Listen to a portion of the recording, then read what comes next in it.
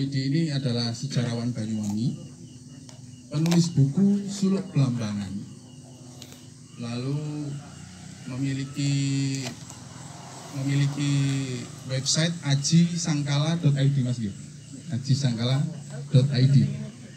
Website itu berisi segala informasi-informasi tentang sejarah. Lalu juga anggota dari Belambangan Royal Volunteer, bersama teman-teman semua. Juga sering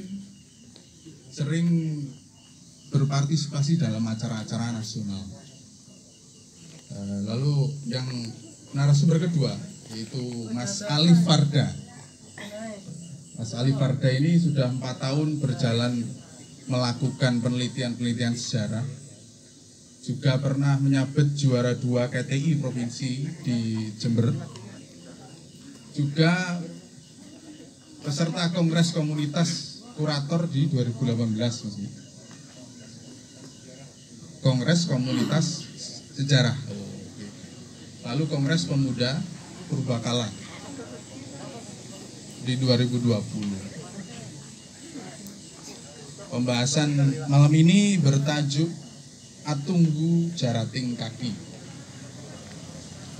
Untuk lebih lanjutnya, langsung saja untuk menyikat waktu dan tempat Mas Aji Ramawidi, kami persilakan.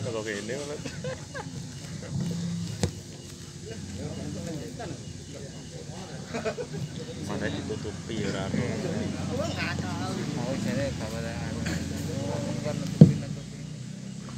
Assalamualaikum warahmatullahi wabarakatuh.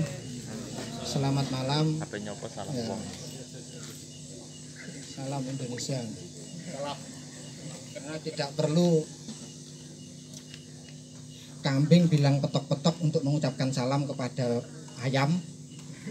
Ayam bilang mbek untuk mengucapkan salam kepada kambing. Yang penting saya yakin Anda memberi keselamatan ke saya memberi keselamatan ke Anda, kita semua saudara Indonesia. Malam ini saya bangga karena ini mungkin acara pertama saya di wilayah selatan. Karena selama ini saya beredar di wilayah tengah dan utara, dan sekarang saya digeret ke selatan. Saya sangat berterima kasih kepada teman-teman seluruhnya, panitia dan pihak-pihak yang terlibat.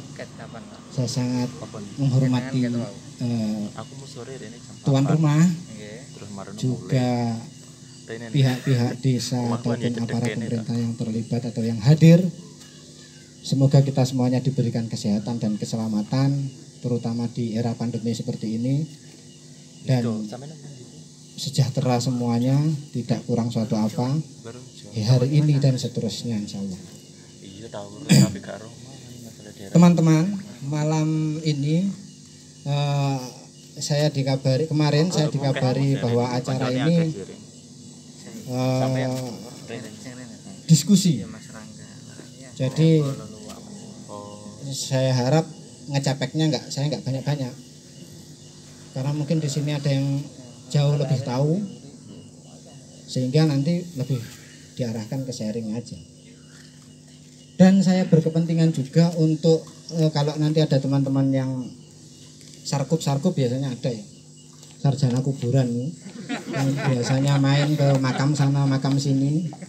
Nah, kalau ada yang pernah melihat makam sesepuh mana di daerah sini, ya nanti silahkan disebut biar saya punya data tentang itu. Kalau pas saya nyarkup lagi nanti saya kunjungi.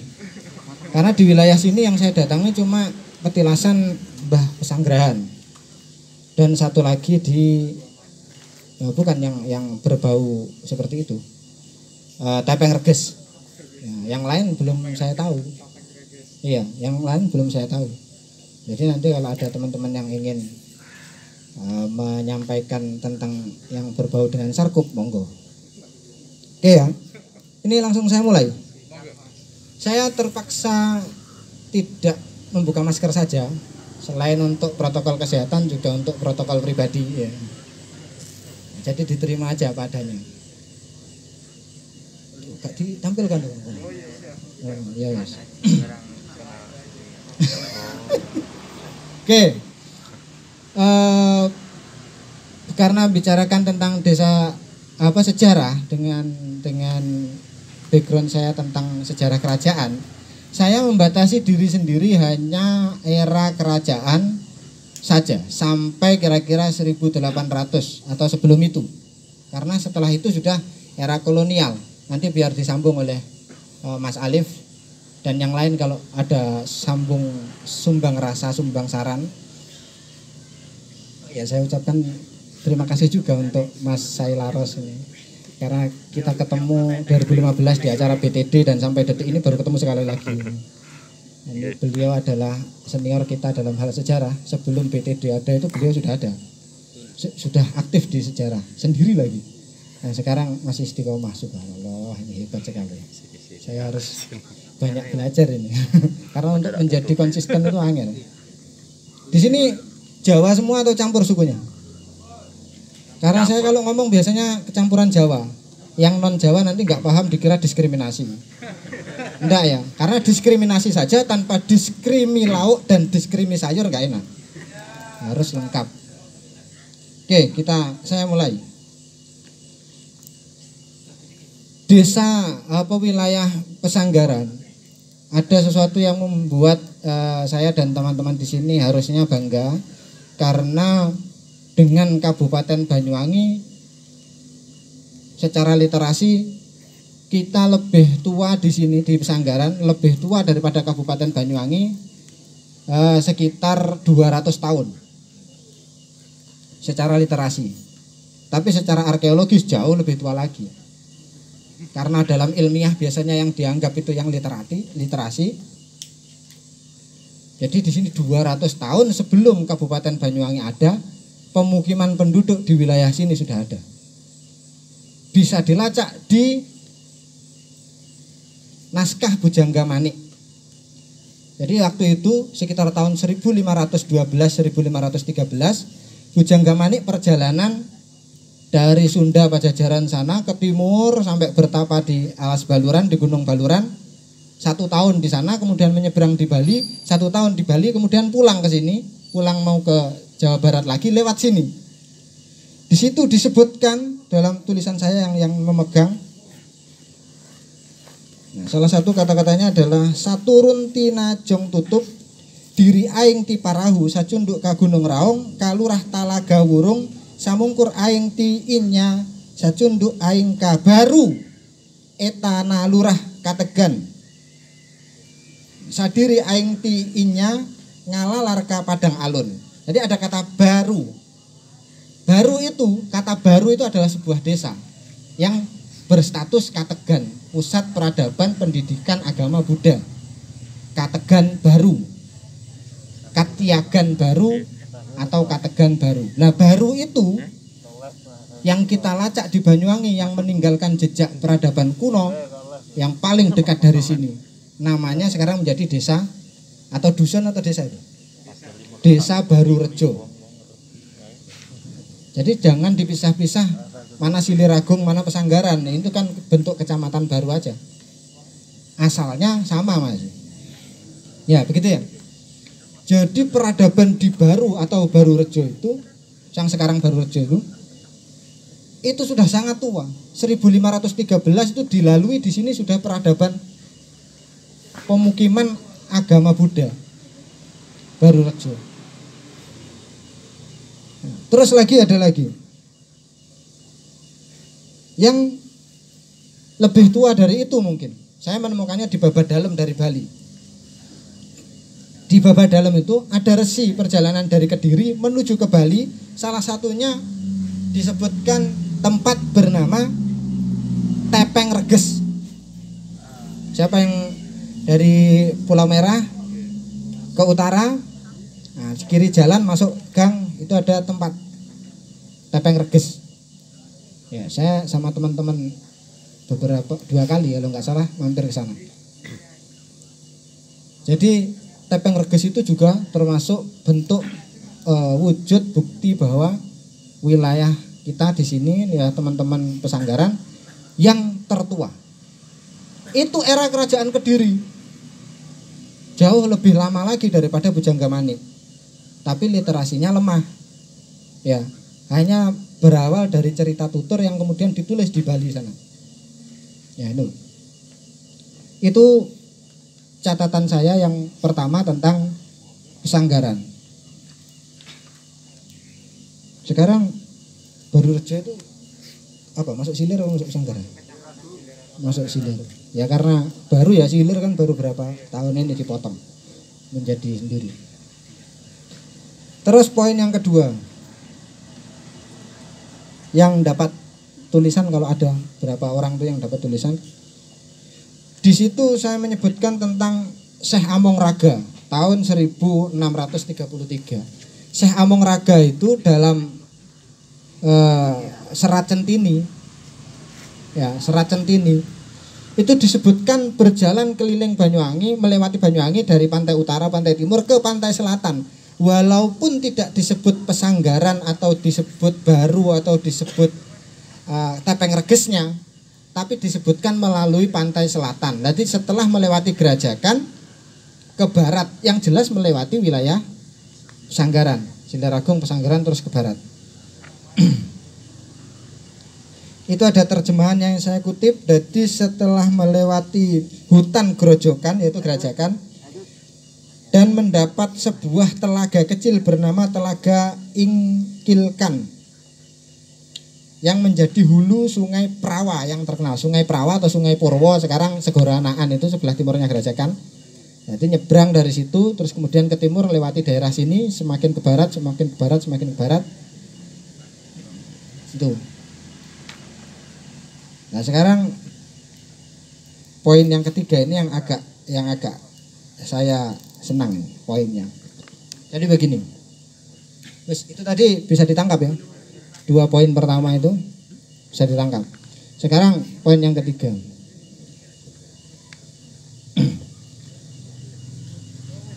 30 detik ya, 30 menit atau 30 detik. 30 menit. Teman-teman kenal pahlawan Belambangan yang bernama Pangeran Agung Wilis? Yang nggak kenal aja, angkat tangan. Ada nggak? Yang nggak kenal? Yang nggak kenal pahlawan Belambangan bernama Pangeran Agung Wilis, angkat tangan. Yang nggak kenal? Oh, alhamdulillah banyak ya.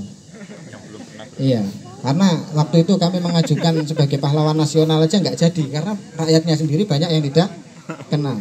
Gimana mau diusung ke Jakarta yang di Banyuwangi sendiri tidak kenal. Pangeran Agung Wilis itu awalnya bukan tokoh yang terkenal ketika masih ada di istana.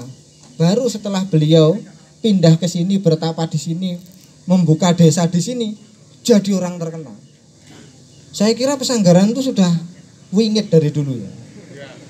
Jadi orang kalau nggak terkenal pindah ke Pesanggaran tuh langsung perginya dari sini udah jadi orang terkenal. Nah, minimal seperti itu. Nah, saya sekarang dibawa ke sini, nanti saya pulang besok kayaknya semakin terkenal saya. Oke ya. Jadi Pesanggaran itu, kalau Pangeran Agung Wilis itu dikenal juga di bawah Tawangalun sebagai Mas Dukuh. Dia punya nama, salah satunya adalah Mas Dukuh, nama gelarnya. Karena dia tinggal di sebuah dukuh. Dukuh itu yang dia dirikan ada di sini. Jadi setelah tidak menjadi patih di Belambangan tahun 1760, Pangeran Agung Wilis itu berkelana, jalan kaki ke selatan sampai ke Gunung Serawet di tempat kakeknya. Keluarganya ditinggal di sana karena di istana sudah tidak diterima. Jadi keluarganya ditinggal di Gunung Serawet, terus dia melakukan pertapaan jalan kaki semakin ke sini semakin ke sini. Sumber yang saya pakai 2, Babat Tawangalun dan Suluk Balumbungan. Di Babat Tawangalun itu disebut yang pertama kali didatangi adalah Lampon selama 7 hari. Lampon kan dekat sini. Di dekat saya sana juga ada Lampu tapi. Di sini Lampon. Itu didatangi. Di sana bertapa 7 hari. Kemudian ke Ndogong. Gunung Dogong. Saya pernah diajak sama Mas Alif itu ke sana. Wah, orang iya, ini Jan nggak bilang kalau tempatnya setinggi itu. Kalau tahu kan sebelum saya ke sana saya suruh bangun lift dulu. Di Dogong. Terus kemudian di Ndogong ini berapa hari ini? 25 hari. Terus kemudian ke Gunung Tumpang Pitu 50 hari. Nah di Gunung Tumpang Pitu itu 7 kali. Jadi dari Gunung Tumpang Pitu pindah ke tempat lain, balik lagi ke Gunung Tumpang Pitu, pindah ke tempat lain, balik lagi ke Gunung Tumpang Pitu sampai 7 kali di Gunung Tumpang Pitunya. Nah ketika pindah itu dia bertempat di Gua Macan. Itu tempat-tempatnya Pangeran Agung Wilis bertapa. Itu di sekitar sini semua. Jadi kalau sejarah Belambangan sejauh ini didominasi oleh cerita-cerita dari wilayah tengah dan wilayah utara atau wilayah timur Banyuwangi, teman-teman di Pesanggaran itu bisa menunjukkan bahwa disinilah Pangeran Agung Wilis itu merintis perjuangannya sebelum melawan dengan Belanda. Saya kadang tuh agak risih kalau cerita itu kayak didominasi di tengah, ya kayak perang Bayu, ya kan? Ibu kota di Lateng, ibu kota di Belambangan Muncar, itu kan di tengah semua ini. Kayaknya selatan tuh nggak pernah ada ceritanya. Padahal Pangeran Agung Wilis menyeberang dari Bali itu mendaratnya di Gerajakan. Bantuan dari kerajaan Mengwi untuk Pangeran Agung Wilis itu turunnya di Pasisir Manis, Lampon. Itu semuanya lewat selatan. Nah, jadi tidak bisa kita melepaskan sejarah itu dengan meninggalkan wilayah selatan. Belambangan itu lengkap dari utara ke selatan, dari barat ke timur, tengah juga, semuanya ada ceritanya kita. Jangan tinggalkan salah satu titik. Oke, lanjutnya di Pasisir Manis itu kemudian beliau mendirikan desa Parawingan atau Purawingan. Pura itu artinya tempat, Awingan itu bersembunyi. Jadi tempat itu menjadi desanya Pangeran Agung Wilis itu tempat dia bersembunyi atau tempat tersembunyi, tempat dia tinggal. Nah, Purawingan itu karena titik awal dibangun di sini hutan. Dia yang membangun pertama pemukiman di sini. Nah sekarang ada tempat yang saya duga itu adalah titik yang tempatnya dia membangun rumah. Mungkin adalah yang sekarang menjadi petilasan Mbah Pesanggrahan. Pesanggrahan itu kan tempat pesanggrahan. Jadi mesanggrahnya Pangeran Agung Wilis itu kemungkinan di situ. Karena yang paling tua di sekitar sini itu gitu. Ya, yang paling dekat dengan lokasi-lokasi ini. Kalau saya salah dikoreksi nanti. Mungkin saya literasinya kurang. Jadi ada yang bilang ada yang lebih tua lagi di sana. Ada petilasan apa? Ya mungkin di situ. Ya, gitu. Selanjutnya, nah ini yang terakhir, poin terakhir. Peran dari Pesanggaran lagi yang terakhir adalah siapa yang tidak kenal? Yang saya tanya yang tidak kenal, yang kenal nggak apa-apa. Yang tidak kenal pahlawan Belambangan lain lagi namanya Rempek Jagapati, angkat tangan. Yang tidak kenal nama Rempek Jagapati, angkat tangan. Banyak ya. Alhamdulillah hampir semua. Bangga sekali saya sebagai orang Banyuwangi ini. Bangga sekali. Ya. Ya, Rempek Jagapati itu keluarga Tawangalun ya. Wah, Tawangalun juga nggak kenal. Coba yang nggak kenal Tawangalun. Yang nggak kenal Tawangalun. Alhamdulillah, saya harus banyak bersyukur di sini. Benar-benar bangga saya hari ini. Yang nggak kenal kalau di sini pernah ada nama kerajaan Belambangan, angkat tangan. Alhamdulillah. Saya salah ini tadi ceritanya. Ya. Harusnya dikenalkan dulu Belambangan itu apa. Ternyata jujuk sampai ke Pangeran Agung Wilis. Ternyata nggak kenal Belambangannya. Ya oke lah, saya anggap kenal aja lah. Jadi di sini itu di Banyuwangi dulu ada kerajaan. Mentolong getak aku ya. Di Banyuwangi itu dulu ada kerajaan namanya Belambangan. Kita nggak usah bicarakan Majapahit, nggak usah bicarakan Bali, nggak usah bicarakan Mataram, nggak usah bicarakan Jogja Solo.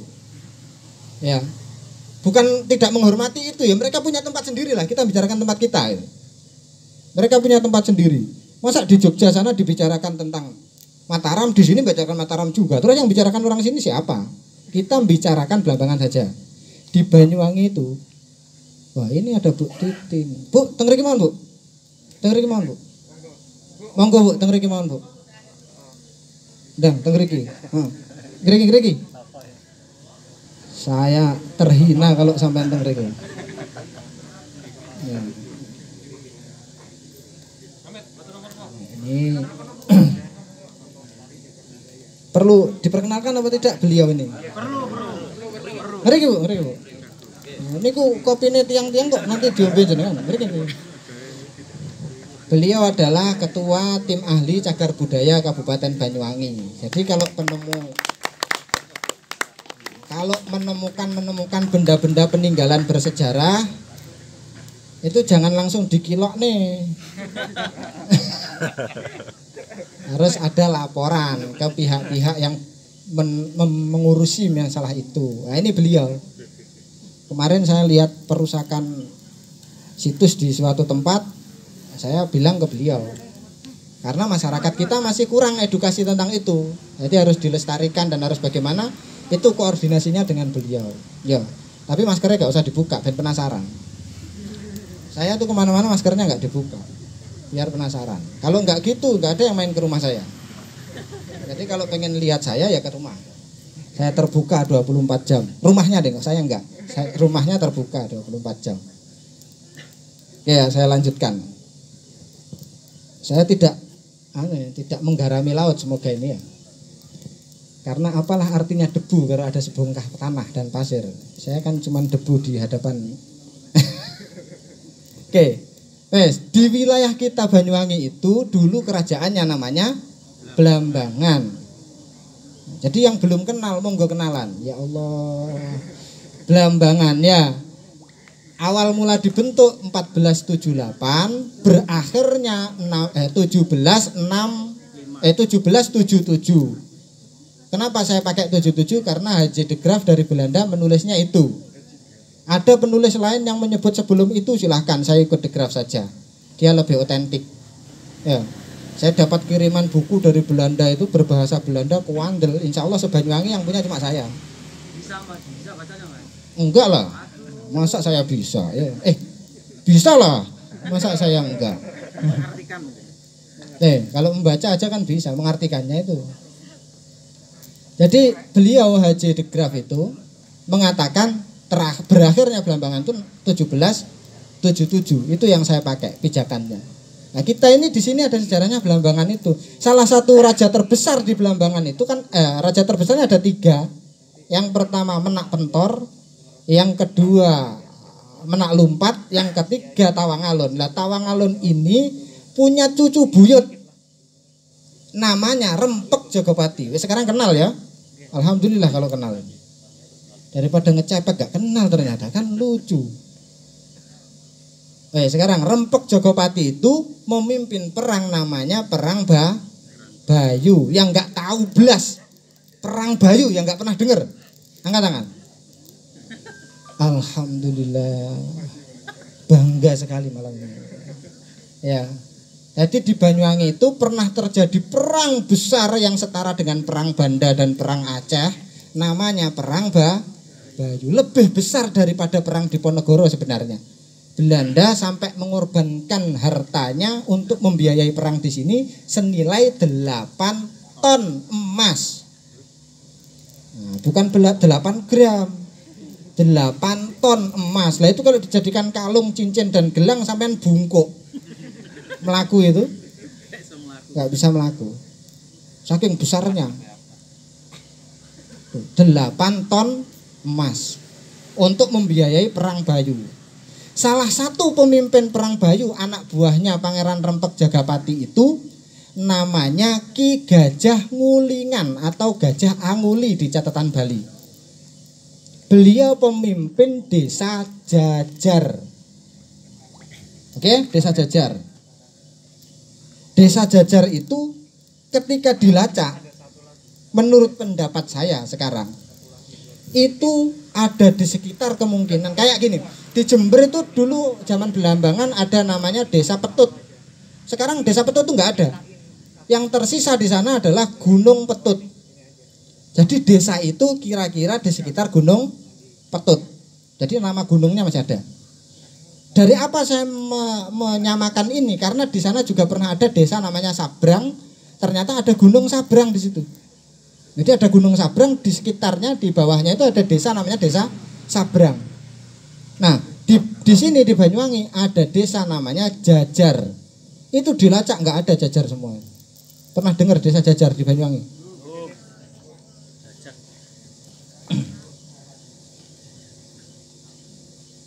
Yang kita temukan yang dipimpin oleh Ki Gajah Ngulingan, salah satu perwira perang Bayu itu adalah sekarang Gunung Nongko Jajar. Letaknya di wilayah Kecamatan Pesanggaran, yaitu di Dusun Sumberdadi, Desa Kandangan, Kecamatan Pesanggaran. Jadi dalam perang Bayu 1771-1773 yang sangat terkenal itu, bagi yang kenal, saya bilang terkenal, ternyata ada yang belum kenal ya. Nah, ternyata di situ itu ada peran dari orang Pesanggaran yang namanya Ki Gajah Ngulingan itu. Terus saya bilang, kenapa Aji ini bilang kok Ki Gajah Ngulingan dari Pesanggaran? Karena dari referensi yang saya temukan, Ki Gajah Ngulingan ini salah satu orang kepercayaan Pangeran Agung Wilis ketika bikin desa Purawingan itu. Berarti dia memang sudah lama tinggal di sekitar selatan sini. Sejak Pangeran Agung Wilis 1760.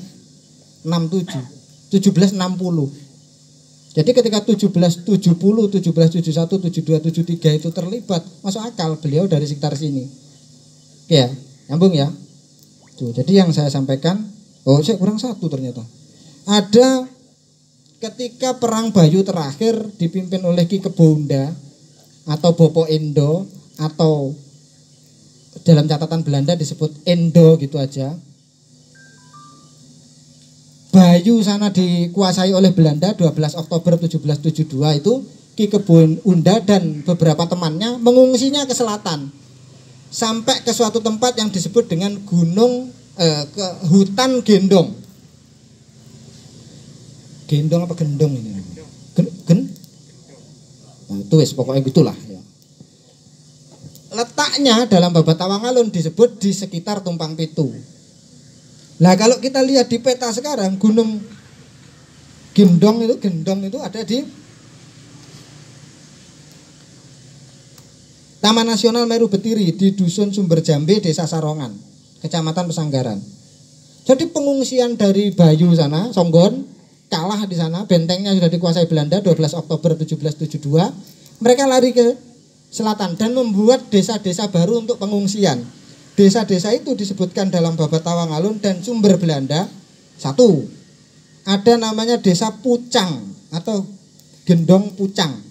Ini saya belum menemukan, mungkin teman-teman di sekitar sini ada yang tahu nama Pucang. Mungkin ada dusun atau sawah di mana yang disebut Pucang gitu. Bukan pocong ya, Pucang. Ben gak kaku ra, mosok ya meneng kelali ambekan.